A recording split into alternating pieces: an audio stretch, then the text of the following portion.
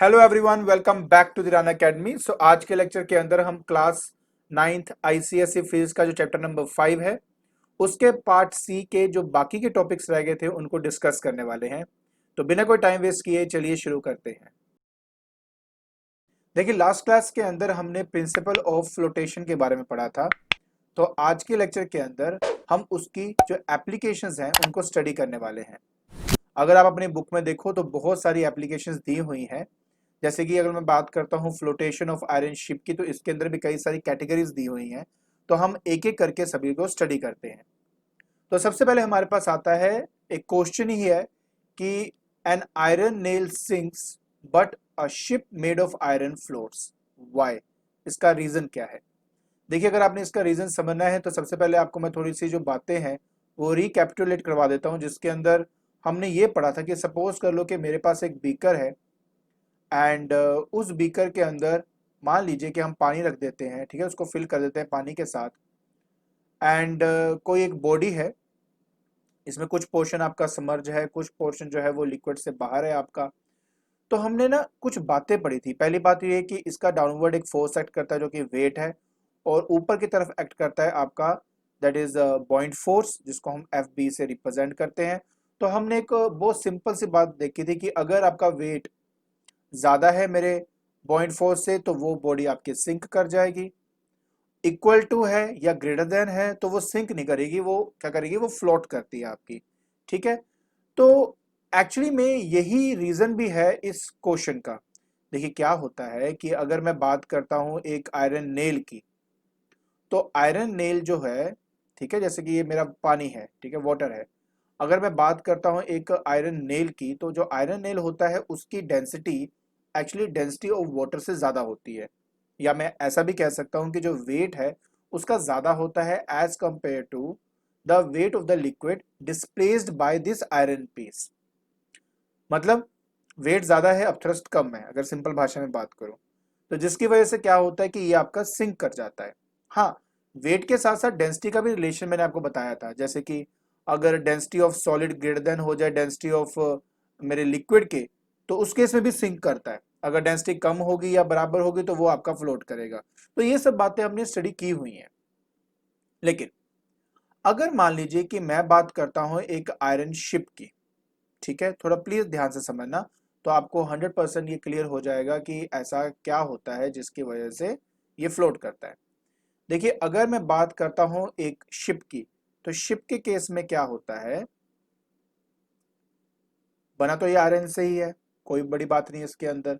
लेकिन सबसे बड़ी बात ये होती है बेटा कि इसके अंदर ना बहुत सारे ऐसे स्पेस होती है। पहली बात तो इसका वॉल्यूम ज्यादा होता है। पहले तो आप ये आपको बता दूं कि इसका वॉल्यूम ज्यादा होने की वजह से जब हम इसको सी में लेके जाते हैं या किसी रिवर में लेके जाते हैं, तो ये ज्यादा अमाउंट ऑफ वाटर को डिस्प्लेस करता है।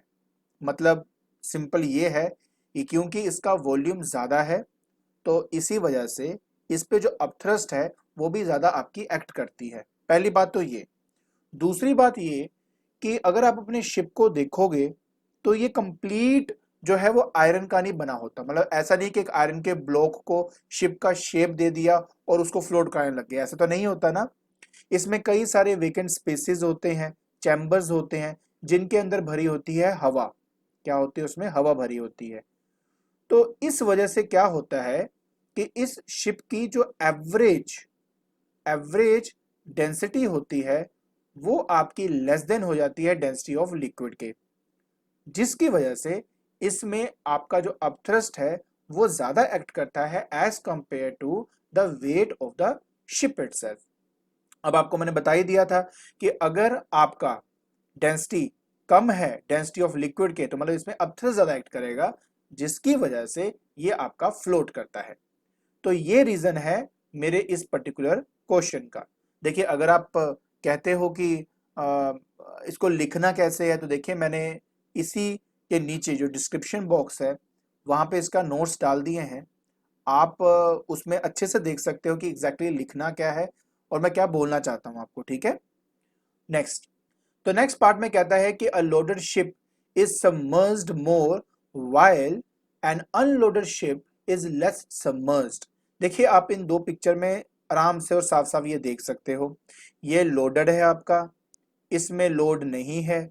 लोड ना होने की वजह से ये थोड़ा सा हिस्सा इसका डूबा हुआ है, बट इसमें लोड ज़्यादा होने की वजह से ये ज़्यादा डूबा हुआ है। अब देखिए, आप अच्छी तरह जानते हो कि अगर मैं इसमें लोड डालूंगा तो मतलब इसका जो वेट है वो आपका बढ़ेगा। वेट बढ़ने की वजह से ये जो शिप है ये ज़्यादा पानी को डिस्प्लेस करेगा, मतलब इसका जो अपथ्रस्ट है वो भी आपका इंक्रीज करेगा। जब तक आपका वेट इस अपथ्रस्ट के बराबर नहीं आ जाता तब तक ये जो शिप है ये अंदर सिंक करता रहेगा। जिस टाइम आपका वेट और अपथ्रस्ट दोनों बराबर हो गए उस टाइम पर ये फिर आराम से फ्लोट करना शुरू कर देगा। तो ये बात आप समझ लीजिए कि वेट इंक्रीज होने से आपका ऑटोमेटिकली ज्यादा पानी ये डिस्प्लेस करता है। डिस्प्लेस करने का मतलब है कि इसमें अपथ्रस्ट ज्यादा एक्ट करती है, और जब तक ये दोनों एक दूसरे के बराबर नहीं हो जाते तब तक वो नीचे की तरफ सबमर्ज करता है। अब आप अच्छी तरह जानते हो कि अगर मैं अनलोडेड की बात करता हूं तो इस केस में वेट कम है, कम वेट है तो कम पानी ये डिस्प्लेस करेगा, मतलब कम अपथ्रस्ट है, इसलिए ऑटोमेटिकली आप कह सकते हो कि ये ज्यादा सबमर्ज नहीं करता। अगले पोर्शन में कहता है कि a ship begins to submerge more as it sails from sea water to river water. और इसकी सबसे बड़ा रीजन क्या है? डेंसिटी। देखिए, आपको ये बात पता होनी चाहिए कि अब थ्रस्ट को अगर मुझे कैलकुलेट करना है, थोड़ा ध्यान से समझना, तो मुझे चाहिए वॉल्यूम ऑफ सॉलिड जो सबमर्ज्ड है लिक्विड के अंदर, और दूसरा सबसे इंपॉर्टेंट चाहिए density of a liquid, and acceleration due to gravity तो होती है। अगर आपके डेंसिटी जो है कम हो जाएगा तो ऑटोमेटिकली आपका अपथ्रस्ट भी कम हो जाएगा। मतलब अगर आपने अपथ्रस्ट को इंक्रीज करना है, क्योंकि डेंसिटी को तो आप कुछ कर ही नहीं सकते, तो मतलब ये है कि आपका ये जो वॉल्यूम वाला फैक्टर है ना वो बढ़ना चाहिए। अगर ये मतलब, अगर मैं कहने का मतलब क्या है, कहने का मतलब ये है कि देखो, मान लो इनिशियली ब्लॉक ये डूबा हुआ है, इतना हिस्सा डूबा हुआ है, ठीक है, इसका वॉल्यूम वीएस है, मैंने अलग लिक्विड एक यूज कर लिया, अलग लिक्विड यूज कर लिया, मतलब इसकी डेंसिटी इससे कम है, इसकी डेंसिटी कम है, तो उतने ही वेट को बैलेंस करने के लिए मुझे ज्यादा वॉल्यूम जो है वो अंदर सबमर्ज करना पड़ेगा। मतलब अब डेंसिटी कम है, डेंसिटी की वैल्यू क्या हो गई? कम हो गई, तो मुझे ये वाला पोर्शन ज्यादा सबमर्ज करना पड़ेगा सो दैट कि जो प्रोडक्ट है वो बिल्कुल सेम आए। ये तो हो गया लॉजिकल थिंकिंग जिसके बारे में बात कर रहे हैं, और इसी वजह से सब होता भी है। देखिए, सिंपल सी बात है, अगर यहाँ पर मान लो मेरा सी वाटर है और यहाँ पर रिवर है, आप अच्छी तरह जानते हो कि जो डेंसिटी ऑफ सी है वो ज्यादा है डेंसिटी ऑफ रिवर के, ठीक है। तो जब एक शिप आपकी मतलब मान लो ट्रेवल करती है ना, मूव करती है फ्रॉम सी टू रिवर, तो यहाँ डेंसिटी कम होने की वजह से शिप को थोड़ा सा ज्यादा अंदर सबमर्ज होना पड़ेगा सो दैट कि उसको सेम अमाउंट ऑफ अपथ्रस्ट मिल सके। एंड अगर सेम अमाउंट ऑफ अपथ्रस्ट होगा तभी तो वो वेट को बैलेंस करेगा ना। तो आप समझने की कोशिश बस ये करो कि डेंसिटी कम होने की वजह से अब ज्यादा पानी डिस्प्लेस करना पड़ेगा, तो ऑटोमेटिकली उसको ज्यादा अंदर सबमर्ज होना पड़ेगा, ठीक है। तो ये है इसकी बात। नेक्स्ट हमारे पास आता है प्लिमसॉल लाइन। ये जो व्हाइट लाइन आप यहाँ पे देख रहे हो ना, ये वाला, ये है प्लिमसॉल लाइन होती है। अब देखिए, ये ना एक्चुअली एक तरह से सिग्नल है, मतलब डेंजर सिग्नल को रिप्रेजेंट करता है। अब आप देखो, इन दोनों शिप को ध्यान से देखो, ये वाला देखो कितना हिस्सा मेरे इस पानी के ऊपर है, और ये वाला देखो जस्ट टच ही कर रहा है। ये देखकर मैं साफ साफ बता सकता हूं कि इसमें लोडेड है, ये मतलब इसमें लोडिंग की हुई है, सामान डाला हुआ है। इस ये अनलोडेड है, ये जो वर्जन आप देख रहे हो ये अनलोडेड है, इसमें कोई सामान नहीं है। अब होता क्या है, ध्यान से समझना, जैसे जैसे आप सामान डालते हो वेट बढ़ता है, उसको बैलेंस करने के लिए अगर अपथ्रस्ट बढ़ाना है तो ये ऑटोमेटिकली क्या करता है? सिंक करना शुरू हो जाता है। ये जो लाइन आप यहां देख रहे हो ना, ये लाइन एक्चुअली बनाई गई है इस हिसाब से कि जब इस शिप को हम पानी में डालें जिसकी डेंसिटी होती है 10⁻³ kg पर मीटर क्यूब, 10⁻³ kg पर मीटर क्यूब, तो उस पर्टिकुलर कंडीशन में, मतलब मैं इसमें लोड डाल रहा हूं, मतलब मैं बताता हूं क्या मतलब है, इसको थोड़ा इजी वे में समझाने की कोशिश करता हूं। जैसे कि मान लो ये मेरा पानी का लेवल है, ठीक हो गया जी। ये मेरे पास हो गया यहाँ पे शिप, परफेक्ट। ये क्या है, मेरा शिप हो गया। और मान लेते हैं कि ये मेरा हो गया दैट इज प्लिमसोल लाइन, ये भी हो गया। अब मैंने क्या किया, इसमें लोड डालना शुरू कर दिया, लोड डाल रहा हूँ, लोड डाल रहा हूँ, लोड डाल रहा हूँ। तो लोड डालने से क्या होगा कि ये नीचे की तरफ जाना शुरू होगा। अब मैं इसमें लोड तब तक डालूंगा जब तक ये वाली जो लाइन है ना, ये वाली लाइन जो है वो इसके साथ टच नहीं हो जाती। मतलब मैक्सिमम टू मैक्सिमम में इतना डाल सकता हूँ, कम डाल तो अच्छा ही है, बट ये भी नहीं कि खाली ही लेके जा रहे हो, उसका भी एक तरीका होता है, हम आगे जाके पढ़ेंगे। तो हम क्या करते हैं कि तब तक लोड डालते हैं जब तक ये लाइन इससे मैच ना हो जाए, क्योंकि जब ये इससे मैच करेगा उस टाइम आपका जो वेट है वो इसके अपथ्रस्ट के एग्जैक्टली बराबर हो जाएगा। और अब आप जानते हो कि हमने ये जो हिसाब लगाया है पानी के हिसाब से लगाया है, जिसकी डेंसिटी 10⁻³ है। लेकिन जैसे ये सी में एंटर करता है तो सी की डेंसिटी ज्यादा होती है, तो ऑटोमेटिकली कहने का मतलब ये है कि आप जो भर रहे हो वो इस लाइन के हिसाब से भर रहे हो, क्योंकि ये सी वाटर में जाएगा जिसकी डेंसिटी ज्यादा है।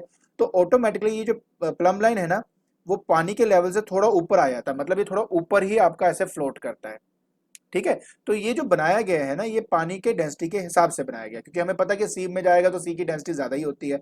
तो ऑटोमेटिकली क्या होगा कि थोड़ा सा ऊपर ही आ जाएगा, नीचे नहीं जाएगा ये आपका, ठीक है।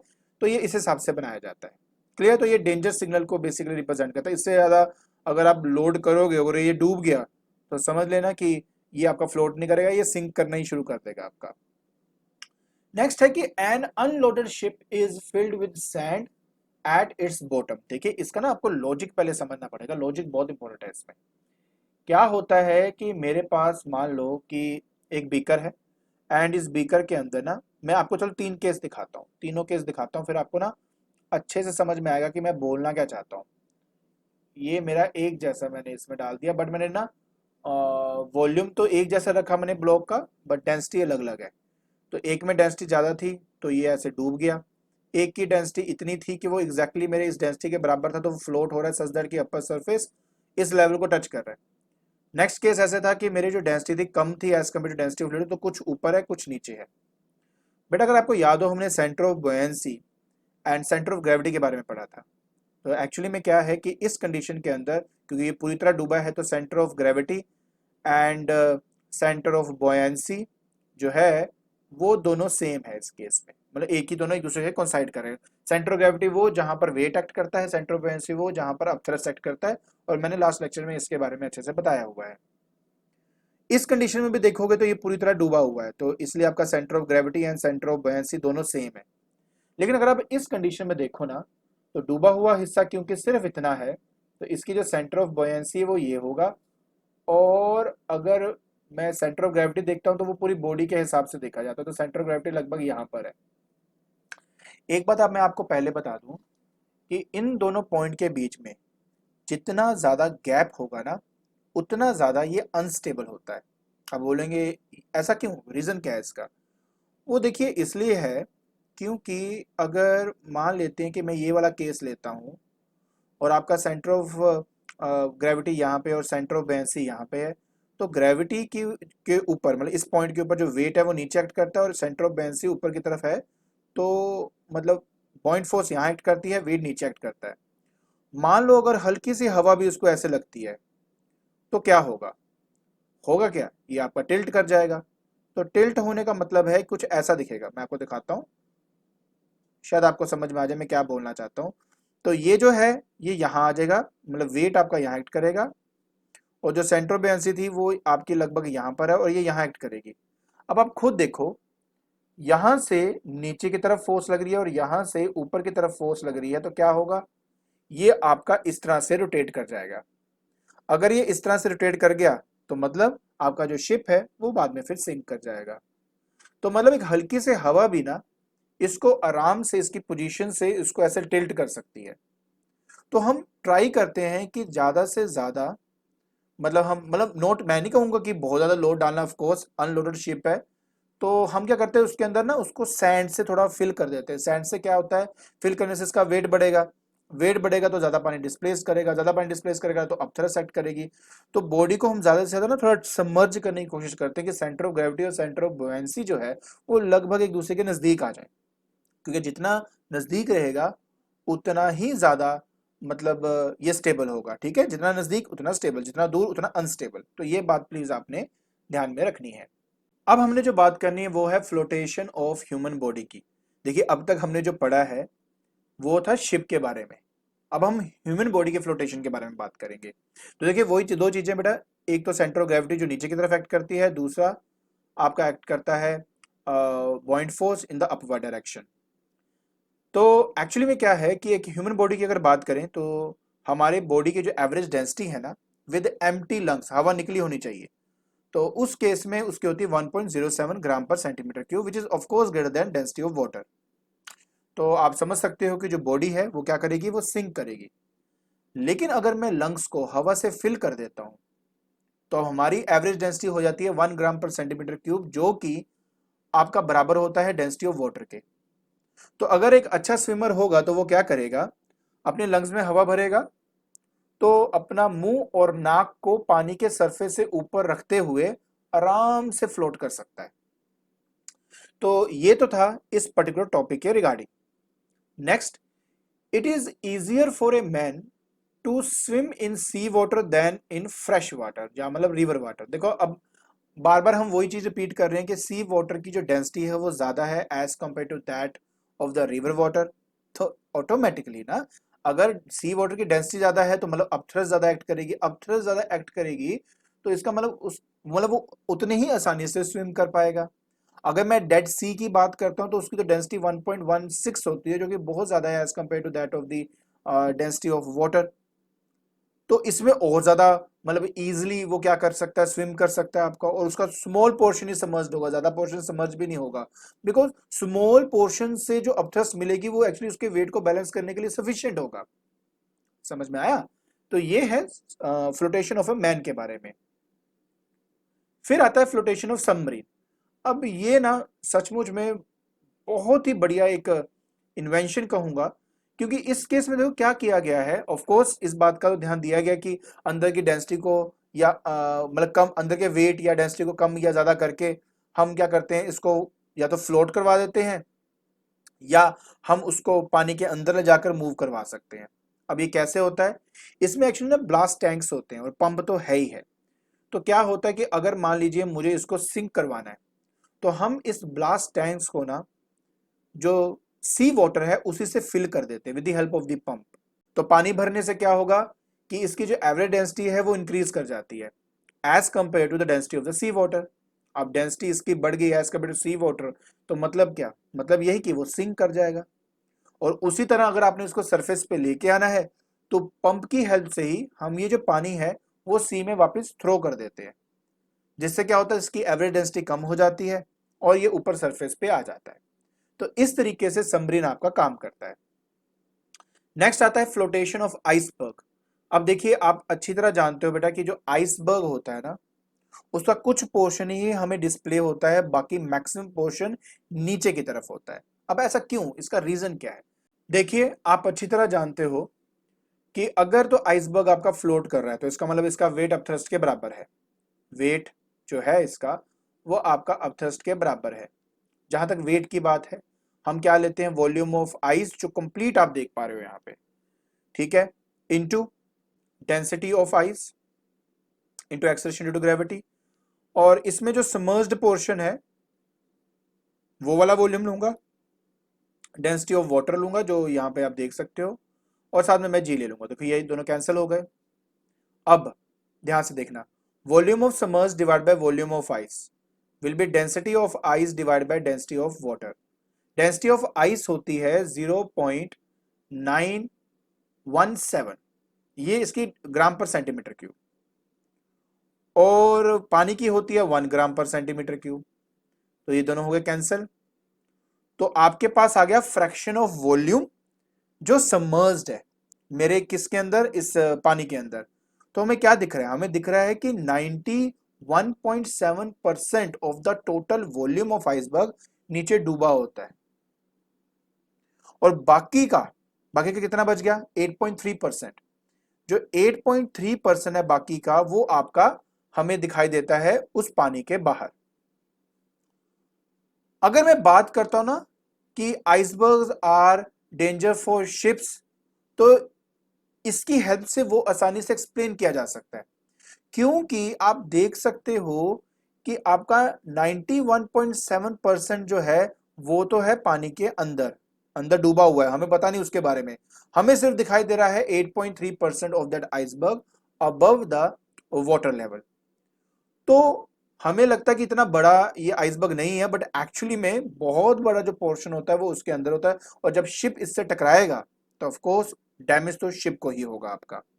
अब आप कहते हो सर नॉर्मली तो हम सी में देखते हैं इस चीज को, देखो देखो सी में डेंसिटी इसकी ज्यादा है, ऑफ कोर्स डेंसिटी थोड़ी ज्यादा होती है, इसलिए लगभग 90% जो है वो डूबा होगा, 10% जो लगभग है वो मेरे सी लेवल से ऊपर होता है, बट फिर भी अगर आप देखेंगे तो ये बहुत है किसी भी शिप को डैमेज करने के लिए।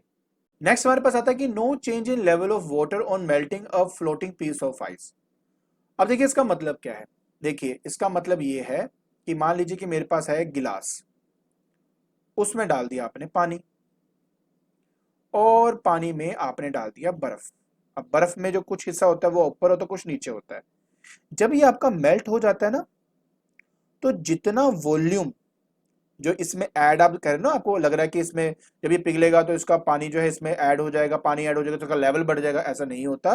रीजन ये है कि जब ये पिघलता है ना, तो पिघलने के साथ जो भी पानी ये पिघला है, जो ये आइस से पिघला है, उसका वॉल्यूम एग्जैक्टली ये जो अपर पोर्शन देख रहे हो आइस का, इसके वॉल्यूम के बराबर होता है, अपर पोर्शन के। अब आप बोलेंगे सर ऐसा कैसे, देखिए एक्चुअली में क्या है, आप प्लीज समझने की कोशिश करना। बात ये होती है कि अगर आपको याद हो, मैंने बताया था अनॉर्मस बिहेवियर ऑफ वाटर के बारे में। जब आपके पानी के टेम्परेचर को राइज किया जाता है फ्रॉम 0 to 4 डिग्री सेल्सियस, तो पानी के अलावा कोई लोगे तो वो एक्सपैंड करता है, बट पानी जो है वो पहले कॉन्ट्रैक्ट करता है। तो जब वो मेल्ट होता है ना, तो पानी क्या करता है, कॉन्ट्रैक्ट होता है, जिसकी वजह से उसका जो वॉल्यूम है वो कम हो जाएगा, और वो एक्चुअली इतना ही वॉल्यूम होता है जितना आपका पोर्शन ऑफ आइस मेरे पानी के ऊपर होता है। ठीक है, इसलिए पानी के लेवल में कोई चेंज नहीं आता। आगे, फ्लोटेशन ऑफ अ फिश। देखिए अब फिश के बारे में आप अच्छी तरह जानते हो, इन फिशेस के अंदर एक ऑर्गन होता है जिसको हम कहते हैं स्विम ब्लैडर। इसका फंक्शन ये होता है कि आपको पता है ना कि हमारे पानी के अंदर डिजोल्व्ड ऑक्सीजन होता है, कार्बन डाइऑक्साइड भी होती है, डिफरेंट डिफरेंट गैसेस होती हैं। तो कहने का मतलब क्या हुआ, जो फिश होती है ना आपकी, जिस टाइम इसको लगता है कि इसने सरफेस पे आना है ना, तो ये क्या करता है, अपने इसी ब्लैडर की हेल्प से, जैसे कि सबमरीन में होता है, वैसे क्या करता है कि अपने ब्लैडर के अंदर ना जो गैसेस हैं मेरे फ्लूइड की, उसको क्या कर लेता है, डिफ्यूज कर लेता है। इससे क्या होता है, इसका वॉल्यूम इंक्रीज हो जाएगा, मतलब इसकी जो एवरेज डेंसिटी है वो डिक्रीज हो जाती है, और वो फ्लोट कर जाएगा। और जिस टाइम उसको नीचे आना है वो गैस को रिलीज कर देगा उसी पानी के अंदर, तो क्या हो जाएगा, उसकी एवरेज डेंसिटी जो डेंसिटी है वो बढ़ जाएगी, और वो नीचे की तरफ आ जाएगा। तो बिल्कुल एग्जैक्टली वैसे ही जैसे हम सबमरीन में देखते हैं। Last, that is rising of balloons. देखिए आपको पता कि बैलून को जो फिल किया जाता है वो हाइड्रोजन और हीलियम से किया जाता है, एंड हाइड्रोजन और जो हीलियम है ना, उनकी डेंसिटी कम होती है as compare to that of the air. तो आप ये भी कह सकते हो कि इसकी जो एवरेज डेंसिटी है वो हवा की डेंसिटी से कम होती है, तो क्या होगा, अब थोड़ा ज्यादा एक्ट करेगा और ऊपर की तरफ वो मूव करेगा। ठीक है, आप ये भी कह सकते हो। आप इस तरह भी कह सकते हो कि जो wait of the air displaced by the inflated balloon, मतलब जितना ये जो वॉल्यूम है हवा का जो ये डिस्प्लेस कर रहा है, जो बैलून डिस्प्लेस कर रहा है, वो एक्चुअली ज्यादा है as compare to the weight of the gas filled balloon, और इसी वजह से ये ऊपर की तरफ मूव करता है। सिंपल मुझे एवरेज डेंसिटी वाला अच्छा लगता है कि हीलियम और हाइड्रोजन से जब इसको फिल करो तो इसकी एवरेज डेंसिटी जो है वो कम हो जाती है एज कंपेयर टू एयर, मतलब अब तक ज्यादा एक्ट कर रही है, ऑटोमेटिकली ये ऊपर की तरफ आपका मूव करता है। आई होप आपको आज के जो इतने एप्लीकेशंस हमने डिस्कस किए जो कि फ्लोटेशन के बेस पे थे वो समझ में आ गए होंगे। ठीक है, तो आज के लेक्चर के अंदर हमने स्टडी किया application of the principle of flotation. इसमें कई सारी आपकी एप्लीकेशंस दी हुई हैं, इनमें से ना कोई एप्लीकेशन आपको एक्सप्लेन करने को पेपर में आ सकती है, इसलिए मैंने इन सभी को एक एक करके आप लोगों को समझाया। आई होप आपको मेरी जो एक्सप्लेनेशन है वो समझ में आ गई होगी। अगर आपको मेरी वीडियो पसंद आ रही है तो please like it, share it and subscribe it.